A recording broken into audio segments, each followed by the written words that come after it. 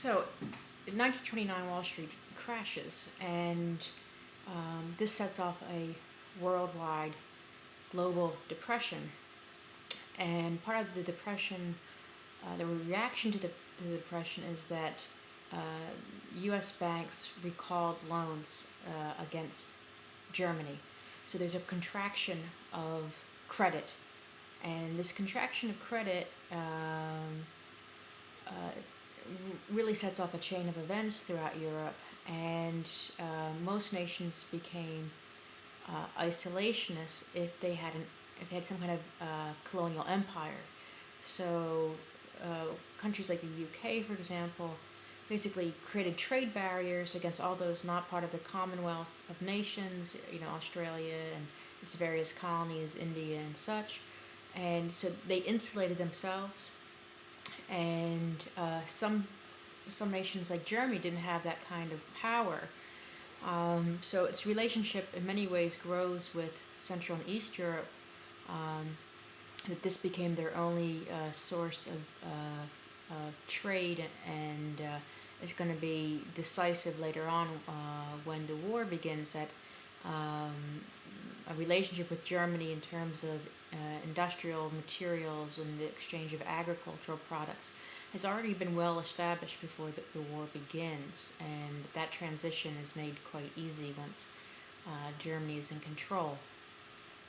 Anyway, 1930 is when we look at the depression hitting Europe, and there's 25% unemployment in the United States during the Great Depression in those early years, and compare that to Germany with 40 to 45%. So almost half of all working men and women were unable to find work, and this set out, a lot of disaffected young men or younger men, many who had wartime experience, and were attracted to radical ideologies. And the National Socialist Workers' Party, that's the full name, is going to attract these workers, these workers who are standing in bread lines and such. Over a series of maneuverings from 1930 to 1933, Hitler is able to gain more support, and his number of seats in the Reichstag, the parliament, grows as well. And by 1933, the year that he is going to be appointed chancellor, it reaches a number in 40% or something like this. To look at the exact number, I think it's give me a second here,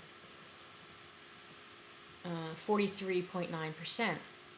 So that's not enough, though, to control the actions of Parliament, and this is how Hitler is going to gain power in his strategy to control more seats. So through these paramilitary activities where there's fighting in the streets, just like with Italy, Hitler is going to push himself and say the only person who can control the communists and the fighting and all this chaos is going to be Hitler himself. So he's going to be appointed chancellor, because then he is seen as a way that he'll control this chaos. In February of 1933, the Reichstag building, the parliament itself, is set on fire. And the communists are blamed for this action, and most evidence today points to this being an act by the Nazi Party. And when the Reichstag goes up in flames, Hitler uses this as an emergency situation to force new laws. So imagine if the White House were attacked, kind of like with 9/11 or something. Then the ability to pass a new law, a law lacking in human rights, for example, is easier to push through. And he first pushes some legislation in to suspend habeas corpus. That means when you arrest you have to have a reason to arrest somebody. And then a month later, in March, he's able to push through the Enabling Act. And this is the key act for Hitler's power. Basically, he didn't have enough power in Parliament. He needed to work with the coalition government to have a majority, and he forces the Center Party to agree to this Enabling Act. And basically, Enabling Act was a way to have emergency decrees where Hitler himself could make a decree which would become instantaneous law.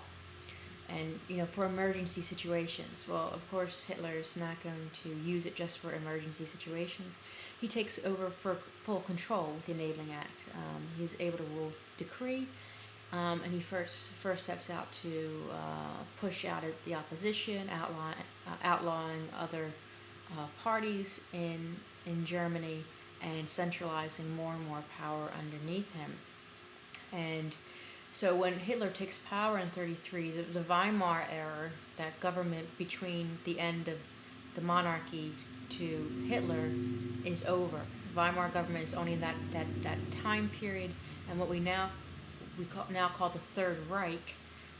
And this has to do how Hitler mythologizes German history. This is the third great era of German history, and according to him, and he's going to be in control of German policy from 1933 until 1945. During this time period, he's going to use, or during the 1930s, he used the SA, or stormtroopers, this is the paramilitary group of the Nazi Party, to threaten people, to scare people. The SA is going to remain as a force for this party while Hitler is in control. However, Hitler is going to see that there's going to be people within the party who might be a threat to his leadership. In 1936, he's going to kill off some leading members of the Nazi Party to solidify that control. And to put this in context, what's happening in the rest of Europe, there's a major depression everywhere else, and everyone again is looking inward as to what should happen. America is going to eventually turn to works projects under Roosevelt. Remember 1932, 1933, Stalin is shipping peasants off to Siberia, and he's industrializing through basically this grand network of slave labor. 32 to 33, the same year when Hitler is rising to power, is the year that the widespread famine happens in the Ukraine. So there's all these events happening all over the place, and the focus is generally inward for most of these nations. No one's really paying attention to what's happening. And Hitler is going to slowly push the limits of the Treaty of Versailles to the side.